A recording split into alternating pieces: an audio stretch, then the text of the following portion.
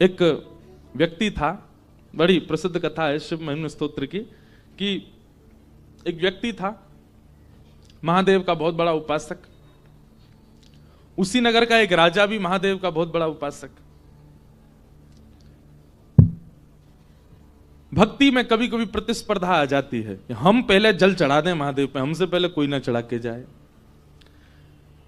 वीवीवीआईपी की भी बहुत कैटेगरी होती है। एक तो होती है हमको बस पास से दर्शन हो जाए, एक होती है हमको अभिषेक का अवसर मिल जाए, एक होता है कि पूरे दिन में सबसे पहला अभिषेक मेरा हो। इतना भी चाहते हैं लोग। तो राजा जो था उसकी ऐसी स्थिति थी कि उसको रहता था कि महादेव पर दिन का सबसे पहला बिल्व पत्र मैं ही चढ़ाऊं, मुझसे पहले कोई ना चढ़ाए। और उसके लिए उसने क्या किया, पूरे नगर से बिल्व पत्र के जितने पौधे वृक्ष आदि थे सबको मिटवा करके एक अपने ही बगीचे में बिल्व पत्रों का बगीचा प्रकट कर दिया। क्यों? मुझसे पहले कोई और बिल्व पत्र कहीं से तोड़ के जा ही नहीं पाएगा। मनमुखी राजा अपने आप बिल्व पत्र लेता और सबसे पहले जाता, उसके अलावा कोई जा ही नहीं सकता, क्योंकि पूरे नगर में बिल्व पत्र है ही नहीं। एक और भक्त महादेव का, उसने कहा ये तो हिंसा है। क्यों? दबाव हिंसा है। कल रात भर मेरे मन में यही चलता रहा। हमारे किशन जी ये सूत्र दे गए, महाराज जी दबाव हिंसा है। मैंने कहा हाँ।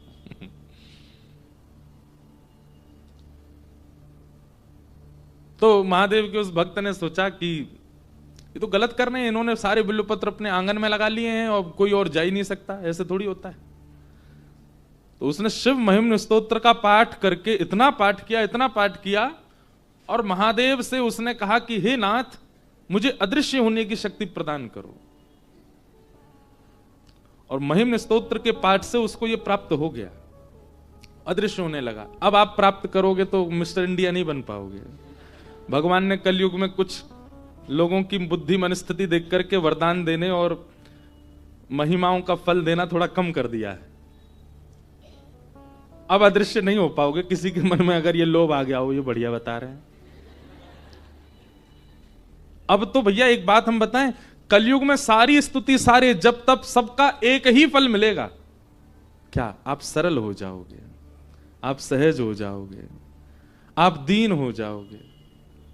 और क्षमा कीजिए, आप सारे चमत्कारों से युक्त हो गए लेकिन सहज नहीं हुए, सरल नहीं हुए, दीन नहीं हुए, तो आपने अपने अनुष्ठान में कहीं कमी छोड़ी है। आज तक किसी ने महादेव से ये मांगा नहीं होगा कि हे नाथ मेरे हृदय को संत बना दो, मेरे हृदय को सहज बना दो। पड़ोसियों को देख के ईर्ष्या करता है ये, दूसरे के धन को देख के लोभ करता है ये, पर स्त्री पर पुरुषों के प्रति काम प्रकट करता है ये। हे विश्वनाथ मेरे हृदय को सरल बना दो। कभी कोई मांगता है? कोई नहीं मांगता। तो शिव महिम्न स्तोत्र का पाठ करके उस महादेव के उपासक ने अदृश्य होने की विद्या सीख ली। अब वो क्या करता, रूप धारण करके सैनिकों के सामने चलता फिरता जाता और राजा के बगीचे से जाकर के एक एक बिल्व पत्र उखाड़ने लगता। सैनिक जैसी तलवार लेके उसके पीछे भागते और जैसी मारने के लिए जाते सो अदृश्य हो जाता और सारे बिल्व पत्र तोड़ करके राजा से पहले महादेव पर अर्पित कर देता। तो कथा तो पूरी सुनो पहले। उसका रोज का ये नियम बन गया। अब राजा इतना क्रोध में भर गया, बोले कि ये मेरे से पहले आता, मेरे आंगन के बिल्व पत्र ले जाकर के और महादेव पर चढ़ा देता है। तब उसने जाकर के, राजा ने जाकर के अपने गुरु को ये बात बताई। बोले कि मुझे बताइए मैं कैसे उसको रोकूं, कैसे उसको पकड़ूं, उसकी ये विद्या मेरे लिए घातक बन रही है। वो पकड़ में ही नहीं आता, तलवार का प्रहार होने से पहले अदृश्य हो जाता है। तो गुरुजी ने कहा देखो ये दैवी शक्ति है और शिव महिम्न स्तोत्र से उसने उसको जागृत कर लिया है। अगर किसी व्यक्ति की योग्यता, ये भी बहुत ध्यान से सुनने वाली बात है, किसी व्यक्ति की योग्यता, किसी व्यक्ति के स्वभाव, किसी व्यक्ति के गुण, किसी व्यक्ति की बुद्धि, किसी व्यक्ति के दैवी गुणों को यदि नष्ट करना हो तो उसको निर्माल्य के ऊपर चढ़ा दो। महादेव पर अर्पित किया गया बिल्व पत्र, महादेव पर अर्पित किया गया माला, या फिर किसी भी दैव स्थान में ठाकुर जी को अर्पित किया गया कोई भी वस्त्र है, पुष्प है, तुलसी है, कुछ भी है, अगर उस पर किसी का पैर रख दिया जाता है, उसका यह अपराध होता है कि व्यक्ति के भीतर जो फिर दैवी शक्ति होती है वो शून्य हो जाती है, वो नष्ट हो जाती है।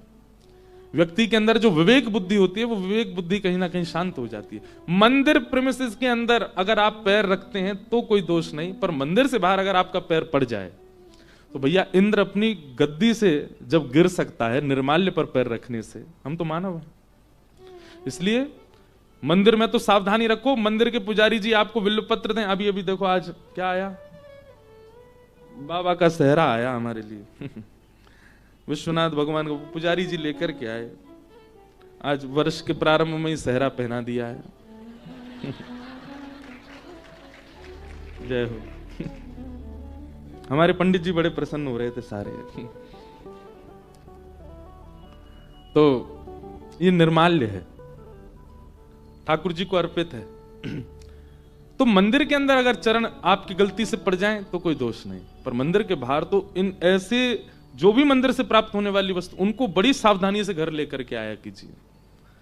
और संभवतः घर में कहीं बगीचा हो, कहीं सुंदर गार्डन जैसा हो, उसमें एक स्थान निर्माल्य के लिए ही रखिए। धागे सारे निकाल लीजिए और पुष्प आदियों को वहीं व्यवस्थित कर दीजिए।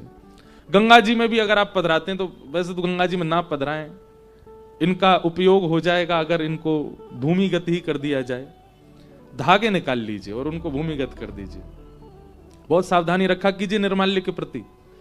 आज मानो भूल चुका है निर्माल्य की। हमने कई बार देखा मंदिर से निकले उतार करके महाराज कहीं डाल दिया, उसका अपराध। इन्हीं अपराधों से ना जाने कितने अपराध हमारे ऊपर लगे। भजन तक कम हो जाएगा हमारा, भक्ति में आलस्य आना प्रारंभ हो जाएगा, निर्माल्य पर चरण रख दिया तो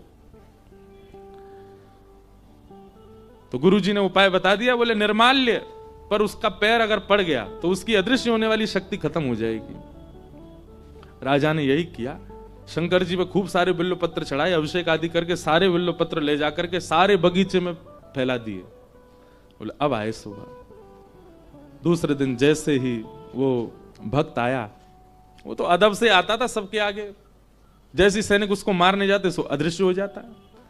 जैसे ही उसने प्रवेश किया, प्रवेश करते ही निर्माल्य पर पैर रख दिया। अब उसको नहीं पता है कि उसके अदृश्य होने की शक्ति जा चुकी है। बिल्व पत्र तोड़ने लगा। राजा भी हंसता हुआ ऊपर से आ रहा था। सैनिक दौड़ करके गए, जैसे ही उसको पकड़ने लगे अदृश्य होने की शक्ति उसकी समाप्त हो गई। राजा बोला अब भाग करके देखा। तलवार निकाल करके राजा उसका सर धड़ से अलग करने आया। उसने नेत्र बंद करके महादेव से प्रार्थना की, हे महादेव, मैं कोई पाप नहीं कर रहा हूं, केवल एक राजा जो हठ पूर्वक पूरे नगर के बिल्व पत्रों को हटवा करके अपने आंगन में लगवा लेता है, उसको केवल सिखाने के लिए मैंने ये क्रिया की। मेरा कोई इसके प्रति अपराध नहीं। अपराध हो तो मुझे दंड मिले, और यदि मेरा अपराध नहीं है तो आप मेरी रक्षा करो। उसके मन में विचार आया, जिस महिम्न स्तोत्र ने मुझे सिद्धि प्रदान की, आज वह सिद्धि चली गई तो पुनः महिम्न स्तोत्र से आ भी जाएगी। और राजा जब तक समीप आता उसने पुनः शिव महिम्न स्तोत्र का पाठ किया। और जैसे ही राजा तलवार प्रहार करने लगा, स्तोत्र का पाठ पूर्ण होते ही उसकी वह शक्ति पुनः जागृत हो गई, फिर अदृश्य हो गया और फिर वहां से चला गया। तो ये बात हम क्यों कह रहे हैं, इतना पावरफुल है शिव महिम्न स्तोत्र। लेकिन ये सारी बात क्यों कही गई है? स्तुतियों का राजा शिव महिम्न स्तोत्र, और स्तुति जिसकी इतनी महान है तो इसका मतलब वो महादेव कितने महान होंगे। लेकिन वही महादेव जब हिमालय पर बैठ करके ध्यान करते हैं और श्री पार्वती जी पूछती हैं कि हे श्री महादेव, आप किसका ध्यान कर रहे हैं, तब महादेव गाते हैं। वही महादेव जिनकी स्तुति स्तुतियों की राजा है, वो महादेव हिमालय पर बैठ करके पार्वती जी को सुनाते हैं, किशोरी जी का गुणगान करते हैं महादेव। तो इसका मतलब क्या है? स्तुतियों का राजा शिव महिम्न स्तोत्र, पर उन राजा के सिर पर विराजमान जो मुकुट है वो हमारी श्यामा जी है, वो हमारी किशोरी जी है, हमारी लाडली जी, हमारी श्री राधा रानी है। इसलिए महादेव के समीप जाकर के सारी स्तुतियां गाओ, पर सब पूरा हो जाए जब आपका, जब निकलने लग जाओ तब एक बार श्री राधा, बस एक बार कह दो, राधा वल्लभ लाल की जय। महादेव को एक बार युगल युगल का स्मरण करा करके जाओ। और अगर गोपी गीत याद है आपको, काशी वाले ध्यान से सुनो, तो निश्चित ही महादेव के पास जाके गोपी गीत सुनाया करो। अब क्या है कि क्योंकि महादेव की नगरी है ना, तो इसलिए सब महादेव को महादेव की ही स्तुति सुनाते हैं। लेकिन हम ब्रजवासी, हम ब्रज से आकर के हमारे मन में आता है कि महादेव को जो प्रसन्नता हो वो अर्पित किया जाए। वही बात हो गई, मैंने कहीं कह दिया था कि मुझे रसगुल्ला ढोकला बहुत पसंद है। अब तो मैं जहां जाऊंगा मुझे रसगुल्ला ढोकला ही मिले, रसगुल्ला ढोकला ही मिले, रसगुल्ला ढोकला ही मिले। कभी कभी प्रिय वस्तु के रस को बढ़ाने के लिए, कभी कभी जैसे किसी को रसगुल्ला बहुत पसंद है और उससे पहले ही उसने गजक खाई है, एक बात बता रहे हैं, अब गजक खाई, गजक के बाद रसगुल्ला आ गया, तो आप क्या करोगे? पहले कुछ नमकीन दो, थोड़ा जीभ हमारा नमक से भरे, उसके बाद फिर हम अपने प्रिय वस्तु का सेवन करेंगे। तो यहां पर सब लोग महादेव को नमकीन पवा रहे हैं, अब रसगुल्ला पवाओ। जब आप देखते हैं कि सब लोग ठाकुर जी को हर हर महादेव और महादेव की स्तुति सुनाते हैं, महादेव प्रसन्न होते होंगे, पर उसके बाद एकांत में बैठ करके आप गोपी गीत सुनाया करो, महादेव प्रसन्न होते होंगे, कितने आनंद में आ जाते होंगे। तो ऐसे सब भाव हैं, निर्गुण बनिए तभी सगुण का अनुभव कर पाओगे। स्वयं ही इतने सर्वगुण संपन्न बन गए हो तो फिर वो सगुण कहां से दिखेंगे आपको। तो आज के मंगल भाव में प्रवेश करते हैं। कथा बहुत है, आज तो इतनी लंबी कथा है कि बस हम कैसे भी पहुंच जाएं नंदोत्सव तक। बोलो वृंदावन बिहारी लाल की जय। तो श्री सुखदेव जी महाराज, जिनको वेद व्यास जी ने भागवत की रचना करके प्रदान की, सब लोग बहुत सावधानी से सुनो। श्री सुखदेव जी भी महादेव की कृपा से वक्ता बने, कथा सबको पता ही है, उसका ज्यादा विस्तार नहीं करेंगे। सौनकादि ऋषियों ने प्रश्न किया, बोले महाराज सुखदेव जी के बारे में आपने बता दिया, अब कृपा करके ये बताइए परीक्षित कौन है और ऐसा क्या हुआ जिसके कारण उनको 7 दिन कथा श्रवण करनी पड़ी। हमने सुना उनको मृत्यु का श्राप लगा था। तब सूत जी महाराज अब यहां से परीक्षित का परिचय देने की कथा शुरू करते हैं और उसी में महाभारत के अंश का स्पर्श करते हैं। यदा मृधे कौरव संजयानां वीरस्वथो वीरगतिं रतेषु ब्रकोदरा विक्तगदा विमर्श भृगनोरुदण्डे धृतराष्ट्रपुत्रे। महाभारत अपने अंतिम पड़ाव पर चल रहा था। महाभारत का युद्ध, बड़े बड़े वीर वीरगति को प्राप्त हो चुके थे और उसी समय रणभूमि पर लड़ रहे हैं दुर्योधन और भीम। भीम के अनेक प्रयास करने पर भी दुर्योधन पस्त नहीं हुआ। सब जानते हैं उसका लोह शरीर था।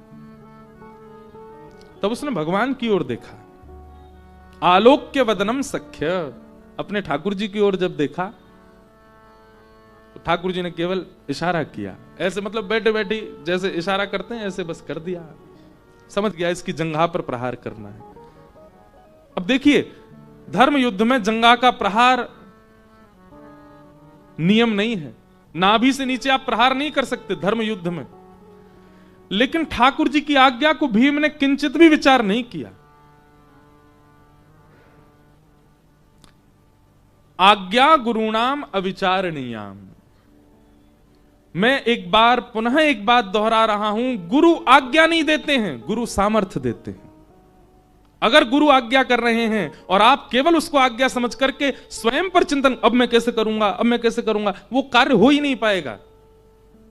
गुरु अगर कह दें ऐसा करो तो इसका मतलब उन्होंने सामर्थ्य के साथ हमें यह बात कही है, यह हमसे बनेगा। गुरु की आज्ञा, आज्ञा नहीं है, वो सामर्थ्य है। इसलिए उस पर विचार मत कीजिए, करें ना करें, कैसे होगा, कब होगा, क्या क्या इसका रूप बनेगा। नहीं, गुरु सामर्थ्य देते हैं। अगर गुरु ने आपको नियम दिया है 365 दिन गंगा में नहाने का, तो आपके मन में ही आना नहीं चाहिए कि नवंबर के बाद कैसे नहाऊंगा, तब तो ठंडी हो जाती है। गुरु सामर्थ्य देते हैं, आप बिन विचार बस लग पड़िए उस कार्य पर। गुरु अगर आज्ञा देते हैं कि अब मैं कभी सुन ना लूं कि तुमने ऐसा कुछ खाया है, तो ये मत विचार करना अब मैं अपनी जीव को कैसे बताऊंगा कि मैं तुझे प्याज नहीं खवा सकता, या मैं तुझे नहीं। गुरु कह रहे हैं, इसका मतलब सामर्थ्य गुरु देंगे। और एक बात सुनिए, गुरु अगर कहते हैं कि ये नहीं पाना है, और आपने अगर गुरु के भाव पर पुनः विचार नहीं किया है, केवल उस आज्ञा को मान लिया है, आप अपनी जिह्वा पर उस वस्तु को डालेंगे, वमन अपने आप हो जाएगा। आपका शरीर स्वीकार नहीं कर पाएगा उसको, क्योंकि आपने गुरु आज्ञा पर विचार नहीं किया, मान लिया है।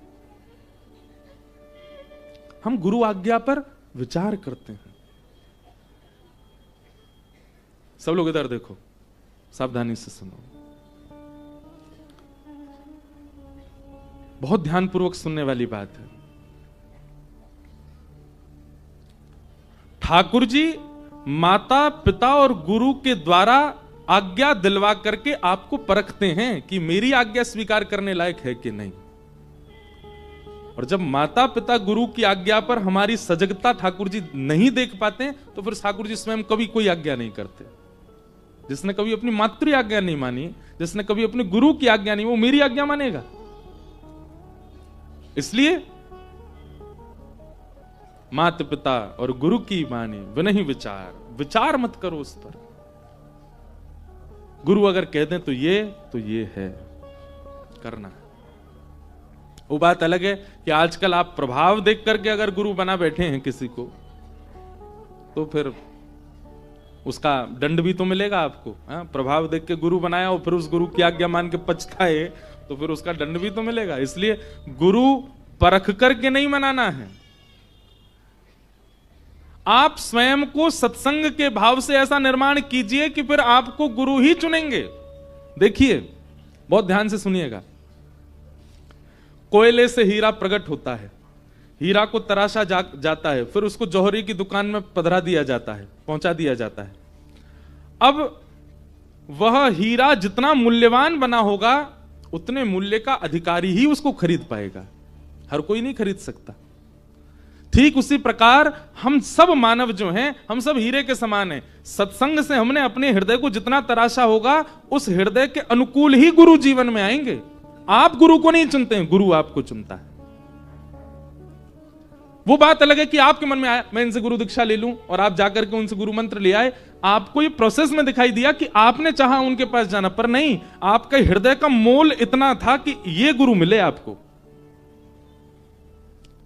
इसलिए हम गुरु दीक्षा मैं नहीं देता। क्यों? कथा ही सुनो। कथा से पहले हृदय का निर्माण ऐसा कर लीजिए, क्या पता आपका सत्संग के भाव से ऐसा तराशा गया आपके हृदय को कि अत्यंत बहुमूल्य गुरु आपके जीवन में आ गए, और केवल प्रभाव के पीछे भागे, सत्संग नहीं किया, हृदय को तराशा नहीं, हृदय बना, तो फिर गुरु भी उतने मूल्य वाले ही आएंगे। गुरु भी ऐसे ही आएंगे जो हीरे का डस्ट खरीद सके। उसको क्या बोलते हैं जो हीरे का डस्ट बनता है फॉर्म, उसको सॉलिटेयर बोलते हैं उसके डस्ट को। अब पता नहीं क्या बोलते हैं, आप लोग ज्यादा जानो। हमको तो किसी ने बना के पहना दिया है, मैं सोचना हमको पता है। अच्छा, इसके पीछे भी कारण है। कई लोग मुझसे पूछते हैं आप क्यों पहनते हो। हमारे यहां संस्कारों में कर्ण भेदन संस्कार भी है, और ये नियमित रूप से, अब मैं उसकी पूरी जानकारी लेके कल बताऊंगा। ठाकुर जी का भी कर्ण छेदन संस्कार होता है। हमारे यहां संस्कार है, हर पुरुष का कर्ण छेदन होना चाहिए।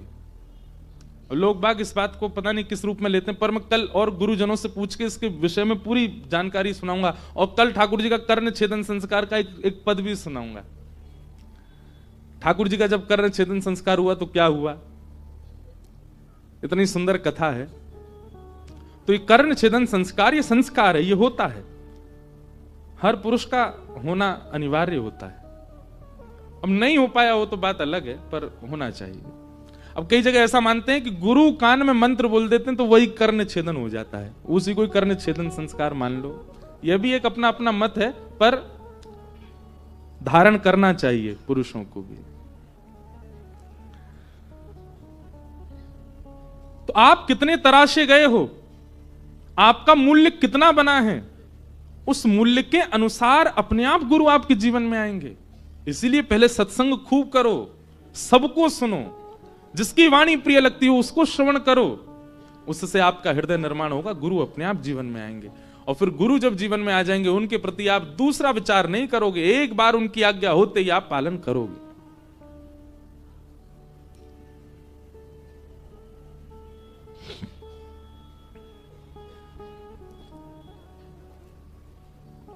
भीम ने विचार नहीं किया, ठाकुर जी ने आज्ञा दी तो भीम ने यह नहीं सोचा कि ये तो धर्म युद्ध है, यहां नाभि से नीचे कैसे प्रहार करूं मैं। अपनी प्रचंड गदा को जैसे ही घुमा करके नाभि पर प्रहार किया, सब आश्चर्यचकित हो गए और गिर पड़ा दुर्योधन। पांडव जीत गए। आकाश में खड़े हुए सब देवता नारद जी के पास गए, बोले आपके होते हुए ये सब हो रहा है, बताओ धर्म युद्ध में ये सब चल रहा है। नारद जी ने जाकर के ये खबर दे दी बलराम जी को। बलराम जी को जैसे ही पता चला कि बलराम जी तो युद्ध में थे ही नहीं, तो बलराम जी दौड़ करके आए भीम को मारने के लिए। भगवान ने रोका, बलराम जी को समझाया, बोले आप क्यों मार रहे हैं। बोले धर्म युद्ध है और धर्म युद्ध में ये नाभि से नीचे प्रहार कर रहा है, धर्म की रक्षा मैं नहीं करूंगा तो कौन करेगा। लाला तू तो भक्त वत्सल है, तू तो कृपा करे सबन पे, तू तो दयावान है, पर मुंह पे ना होवे दया। कोई धर्म विरुद्ध कार्य करेगा तो मैं देख नहीं पाऊंगा, और तू हट जा मेरे मार्ग से, या भी मैं आज छोड़ूंगा नहीं मैं। ठाकुर जी बोले यही रोष, यही क्रोध, यही बल तब दिखाया होता जब भरी सभा में द्रौपदी निर्वस्त्र हो रही थी। तब आपने क्यों नहीं किया? उस समय आपको धर्म की याद क्यों नहीं आई? उस समय आप रक्षक क्यों नहीं बने ठाकुर दाऊ दादा?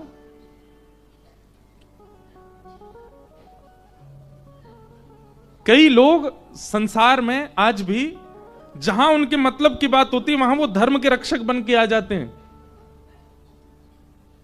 गंगा जी के रूप को देख करके कोई धर्म रक्षक नहीं आता आगे, गौ की स्थिति देख करके कोई धर्म रक्षक नहीं आता आगे। आज के बालकों को बुरा नहीं मानिएगा, अब युवा आने शुरू हो गए कथा में, पर आज के बालकों को महादेव का मूल रूप क्या है, प्रभु श्री राम का मूल रूप क्या है, रक्षाबंधन हम क्यों मनाते हैं, दीपावली के उत्सव में गणेश और लक्ष्मी की पूजा क्यों होती है, नहीं जानते आज के बच्चे। हम लोग धर्म नहीं जानते, तब कोई धर्म धुरंधर आगे नहीं आता कि ये बालकों में संस्कार कैसे आवे। केवल उन विषयों पर लड़ने के लिए सब धर्म रक्षक बनकर के आ जाते हैं जिससे पॉपुलैरिटी मिल रही हो। क्षमा कीजिए, हम कड़वी बात कह रहे हैं, मैं बोलता नहीं ऐसे, इसलिए मैं केवल कथा कहता हूं और कुछ नहीं कहता कभी भी। ये मंच सारी बातें कहने का है जिससे सबकी रक्षा हो, सबका सम्मान हो, सबके भाव हो। आज दाऊ दादा को ठाकुर जी कह रहे हैं इतना ही रोष अगर आपने उस दिन दिखाया होता ना भैया, जिस दिन द्रौपदी का चीरहरण हो रहा था, तो आज ये नौबत ही नहीं आती, आज महाभारत युद्ध ही नहीं होता। पर उस दिन आप अदृश्य थे, आप दिखे नहीं मुझे। और आज जब दुर्योधन की जंघा पर प्रहार हुआ तो आप अपने हिमालय की तपस्या छोड़ के आ गए यहां पर भीम को मारने के लिए। कहीं ऐसा तो नहीं दुर्योधन आपका शिष्य है, उसके प्रति कहीं आपका शिष्यत्व जाग गया हो, उसके प्रति कहीं आपकी ममता जग गई हो? दाऊ दादा बोले नहीं नहीं लाला, ऐसी बात ना है। दाऊ जी का सारा गुस्सा हल्का, हल मुसल दोनों फेंक दिए दूर। भगवान कहते हैं धर्म विरुद्ध को दंड देना यह धर्म है, पर धर्म विरोधी को मारने के लिए यदि अधर्म का आश्रय लेना पड़े तो वह भी धर्म है। दुर्योधन, बात सुनिए पहले पूरी, ताली की आवश्यकता नहीं, सुनो, समझ में आनी चाहिए, आपका मुखमंडल बता देगा आप समझे। दुर्योधन धर्म विरोधी है, एक अबला नारी को, एक सौभाग्यवती नारी को भरी सभा में निर्वस्त्र कर रहा था। उसी दिन इससे अधर्म हुआ था, और ऐसे अधर्मी को मारने के लिए हम धर्म का विचार करेंगे? कि धर्म क्या कहता है, धर्म कैसे कहता है, धर्म की व्यवस्था क्या है। जिस व्यक्ति ने स्वयं धर्म का उल्लंघन किया हो, और स्थितियां होती हैं धर्म उल्लंघन की, एक नारी का असम्मान, नारी के सौभाग्य का हरण, नारी के भाग्यवंत भेष का हरण, यह तो धर्म की चरम स्थिति को पार कर देना होता है अधर्म की। वो किया है दुर्योधन ने। और ऐसे अधर्मी को मारने के लिए भैया यदि अधर्म का आश्रय लेना पड़े तो वह भी धर्म है। ब्राह्मण को नहीं मारना चाहिए, पर रावण को मारा भगवान ने। वहां पर भी यही बात आई, क्या एक सौभाग्यवती नारी का हरण किया रावण ने, पर स्त्री पर कुदृष्टि डाली है रावण ने। वह धर्म की अधर्म की चरम स्थिति को पार कर चुका है, इसलिए अब उसका धर्म नहीं देखा जाएगा। वो ब्राह्मण है, विप्रकुल का, यह सब विचार नहीं किया जाएगा। कभी कभी अधर्मियों को मारने के लिए धर्म का अतिक्रमण करना पड़ता है, और वही धर्म है। इसलिए दुर्योधन की जंघा पर प्रहार करवाया मैंने। आप इन लोगों की रक्षा में आ गए जिन्होंने हमारे भांजे को चक्रव्यूह बना करके मार दिया। तब आपका क्रोध कहां गया था? तब आपको किसी ने आकर के क्यों नहीं बताया कि वहां अधर्म हो रहा है? दाऊ दादा का बहुत स्नेही है, बहुत प्रेमी था अभिमन्यु, और जैसे ही पता चला कि अभिमन्यु मारा गया, भगवान ने पूरी बात बताई कैसे मारा गया। और भैया हमारी भांजे की बहू सगर्भा है, उत्तरा गर्भवती है। मैं कैसे उसके बालक को जवाब दूंगा कि मैं जिस युद्ध मैदान में था वहां उसके पिता की रक्षा नहीं कर पाया। और आप इन धर्म विरोधियों के लिए आप यहां हलमुशल लेकर के आ गए मेरे सामने भीम को मारने के लिए। दुनिया कहे मैं पक्षपाती हूं तो हां मैं हूं, पांडवों का पक्षपाती हूं, पर पांडवों के उन गुणों को कोई नहीं देख रहा है जिस गुण के कारण मैं पक्षपाती बना हूं। दाऊ दादा का सारा क्रोध वहीं शांत हो गया। ठाकुर जी को हृदय से लगाया, बोले लाला मुझे क्षमा कर दे, मुझे क्रोध ज्यादा ही आए गए हो। ठाकुर जी बोले क्रोध भी अच्छा, पर सही समय पे आवे। और पांडवों की विजय हुई। परंतु अब भी संपूर्णता हुई नहीं थी। गुरुपुत्र अश्वत्थामा को अचेत अवस्था में पड़े दुर्योधन ने कह दिया, इन्होंने छल से मारा तो तुम भी छल करो, तुम क्यों विचार करते हो। और अश्वत्थामा मारने के लिए जब गया, भगवान पांडवों को लेकर के अन्यत्र कहीं चले गए, पर द्रौपदी के 5 पुत्र सोते रहे और उन 5 का वध अंधेरे में पांडव जान करके कर दिया।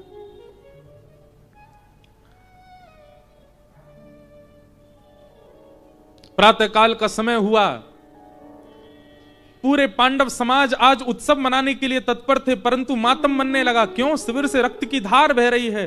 दौड़ करके जाके देखा तो द्रौपदी के निर्दोष बालक मरे पड़े हैं। अर्जुन ने जैसे यह दृश्य देखा, तुरंत संकल्प लिया, तुम रो मत द्रुपद सुता, मैं संकल्पित होता हूं, जिसने भी तुम्हारे बालकों का वध किया वो कोई भी हो, यदि इंद्र भी होगा तो आभूषणों से युक्त उसके हाथों को नष्ट कर दूंगा। भगवान, अब देखो ये बहुत सुंदर कथा। ठाकुर जब अर्जुन प्रतिज्ञा ले रहा था कि द्रौपदी के बालकों को जान से मार दूंगा, द्रौपदी के बालकों के हत्यारे को जान से मार दूंगा, ठाकुर जी उसका हाथ पकड़ रहे हैं। अर्जुन नहीं, प्रतिज्ञा मत लो। क्रोध में ली गई प्रतिज्ञा घातक होती है, पहले क्रोध शांत करो अपना। ठाकुर जी आज्ञा कर रहे हैं, क्रोध में लिया गया निर्णय कभी आपका भला कर ही नहीं सकता। इसलिए कैसे भी किसी भी उपाय से पहले क्रोध को शांत होने दीजिए। क्रोध में आपका जो मन करे सो करो, पर एक चीज हमारे कहे से कर लो। उस समय कैसे भी करके अपना मुख, ये 2 होठ जो है इनको खुलने मत दीजिए। क्रोध में नाश कब होता है? जब आपके मुख से स्वर निकलने लग जाते हैं। और आप एक बात बिल्कुल प्रैक्टिकली देख लीजिएगा, क्रोध आए और आप अपने मुख को शांत रख लेंगे तो आपके हाथों की मजाल नहीं कि वे उठ जाएं, आपके पैरों की मजाल नहीं कि वे कुछ कर बैठें। आप केवल अपनी वाणी को शांत रख लीजिए, मौन कर लीजिए। अगर उस समय आप मौन हो गए तो आप एक बहुत बड़े विचित्र निर्णय को लेने से बच जाएंगे, जिससे आपका पूरा जीवन परिवर्तित होने वाला था। जीवन सिक्के की भांति पलटने वाला था, एक अभाग्य की ओर। क्रोध में कभी निर्णय नहीं लेना चाहिए। क्रोध में लिया गया निर्णय घातक होता है। भगवान ने हाथ पकड़ा, अर्जुन नहीं, क्रोध में निर्णय मत लो। तो अर्जुन इतना क्रोध में था कि उसने ठाकुर जी का हाथ भी छोड़ दिया। बोले हट जाइए केशव, आज मुझे बोलने दीजिए। मैं प्रतिज्ञा लेता हूं, जिसने भी द्रौपदी के निर्दोष बालकों को मारा मैं उसको जीवित नहीं छोड़ूंगा। भगवान कुछ बोले नहीं, मन ही मन सोचे अब आइयो मेरे पास, फिर बताऊंगा। वही हुआ, जब ढूंढने के लिए निकले द्रौपदी के बच्चों के हत्यारे को, तो पता चला कि अश्वत्थामा, गुरुपुत्र अश्वत्थामा पकड़ लिया उसको। ब्रह्मास्त्र छोड़ा था, ठाकुर जी की शरण में गया तो ठाकुर जी ने उसको आज्ञा की। अब देखो यहां पर एक बात, भगवान पहले ही रूठ चुके थे थोड़े थोड़े अर्जुन से, क्योंकि बात नहीं मानी। उसके बाद प्रसंग आता है कि अर्जुन जब पकड़ने के लिए अश्वत्थामा को गया तो अश्वत्थामा ने ब्रह्मास्त्र छोड़ा, और जैसे ब्रह्मास्त्र को आते देखा अर्जुन चरणों में गिर गया ठाकुर जी को, भगवान मेरी रक्षा करो। अगर हमारे आपके जैसा स्वभाव होता ठाकुर जी का तो ठाकुर जी क्या कहते, खुद ही लड़ ले, मेरी तो माननी नहीं तुझे। लेकिन नहीं,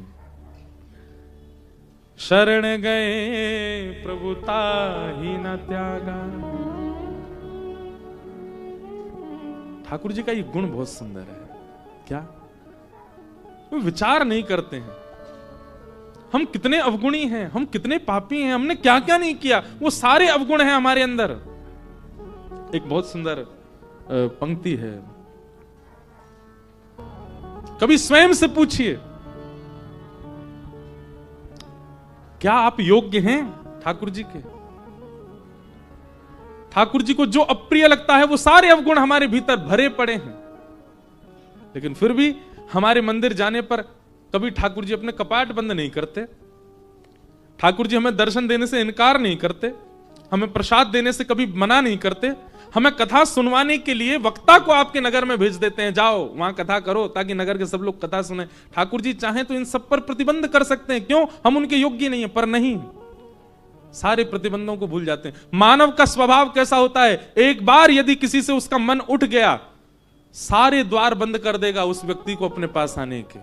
व्हाट्सएप पे ब्लॉक कर देगा, सोशल मीडिया पे ब्लॉक मार देगा, अपना नंबर बदल देगा, उसको नंबर ब्लॉक कर देगा। आजकल तो यहीं से ही द्वार बंद हो रहे हैं, ब्लॉक से ही सारे संपर्क। ठाकुर जी कभी हमें ब्लॉक करते हैं? कभी नहीं। हम चाहे कितना भी अवगुण क्यों ना कर लें, सब जगह खुले रहते हैं द्वार। सीखो ठाकुर जी से, कितने दयालु हैं। अर्जुन ने मानी नहीं थी बात, लेकिन अब संकट आने पर जैसे ही गिरा चरणों में, भागवत जी में वर्णन है, ठाकुर जी ने फिर उसको आज्ञा की तू भी ब्रह्मास्त्र चला दे, और दोनों ब्रह्मास्त्र समाप्त हुए, शांत हुए, अर्जुन की रक्षा हुई। अश्वत्थामा को पकड़ करके लेकर के बांध करके उसके हाथ पैर जैसे ही पहुंचे, द्रौपदी ने सुना मेरे बालकों का हत्यारा मिल गया। निकल करके बाहर आई देखने को, किसने मारा मेरे बालकों को। इतना सुंदर श्लोक है, निरीक्ष कृष्णापकृतं गुरुसुतं वाम स्वभावा कृपया नाम च।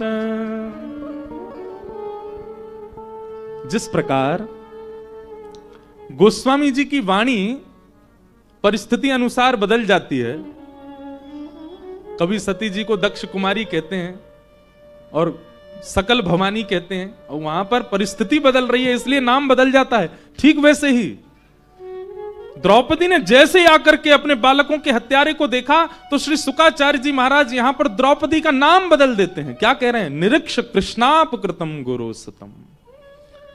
अपने गुरु सुत को जैसे ही द्रौपदी ने देखा, नहीं बोले किसने देखा, बोले कृष्णा ने देखा। परीक्षित जी महाराज सौनकादि ऋषि सूत जी से कहते हैं, आपने द्रौपदी को कृष्णा क्यों कहा? सूत जी कहते हैं, ये मैं नहीं कह रहा हूं, तो उस सभा में खड़े हुए द्वारिकाधीश कह रहे हैं। क्यों? बालकों के हत्यारे को देख करके मां को क्रुद्ध होना चाहिए, मां को क्रोधित होना चाहिए, पर ये द्रौपदी क्या कह रही है कि उवाच चासहन्तस्य वंदनानयनं सत्यं मुच्यतामेष ब्राह्मणो नितरां गुरु। अर्जुन, ये तुमने क्या किया? किसको बंदी बना के लाए हो? हमारा गुरुपुत्र अश्वत्थामा, वही कह रही हूं, गुरुपुत्र अश्वत्थामा, जिन गुरु ने हमें धनुष उठाना सिखाया, बाण चलाना सिखाया, रणभूमि में खड़ा होना सिखाया। युद्ध के कारण उनका तो वध हुआ, युद्ध कम से कम उनके परिवार के प्रति तो गुरु निष्ठा का पालन करो। गुरु पुत्र गुरु के समान होता है, और आप इसको यहां बंदी बना के लिए आए हो। इसको छोड़ दो, इसको अभी मुक्त कर दो। जैसे ही अपने बालकों के हत्यारे को मुक्त करने की कामना करने लगी द्रौपदी,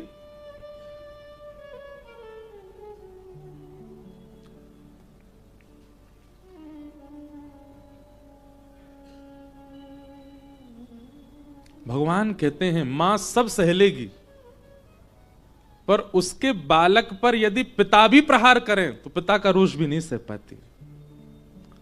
खुद शिकायत करेगी, देखो तुम्हारा बेटा ऐसा करता है, देखो ये ऐसा करता है। और पिता जब क्रोध करे, ठीक है, जब तक मां को लगेगा इतना ठीक है, जैसे उससे ज्यादा पहुंचता तो मां ही बीच बचाव में आ जाती, बस बस ठीक है, इतना मैं देख लूंगी, अब इससे ज्यादा नहीं। ये मां का एक प्रेम होता है अपने पुत्र के प्रति। वो पिता को भी इतना अधिकार नहीं देती कि वो अपने मन माने ढंग से उसके पुत्र को या पुत्री को दंडित करे।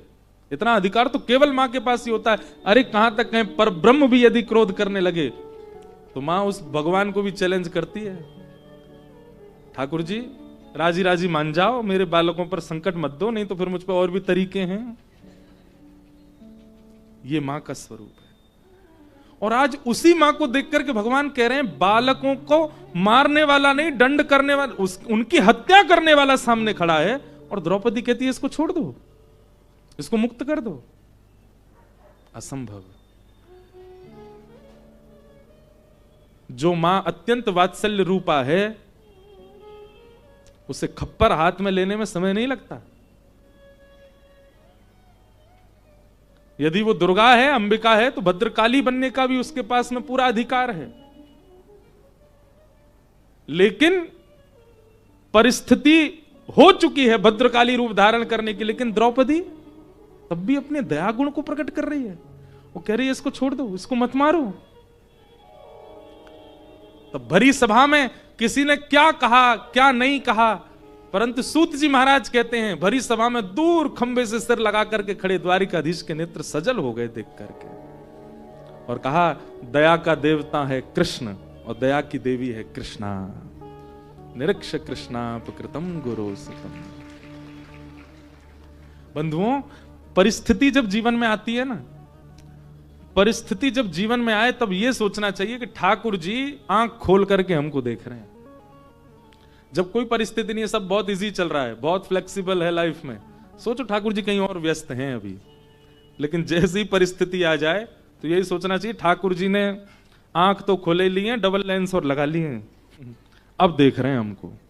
और उस परिस्थिति में आप जो निर्णय लेते हो उससे ठाकुर जी आपको औदा प्रदान करते हैं अपने हृदय में। इसलिए परिस्थिति से भाग मत जाया कीजिए। परिस्थिति जैसी जीवन में आवे तो बस यही ध्यान, अब ठाकुर जी की दृष्टि है, अब मुझे संभल करके कदम उठाने हैं और संभल करके निर्णय लेना है।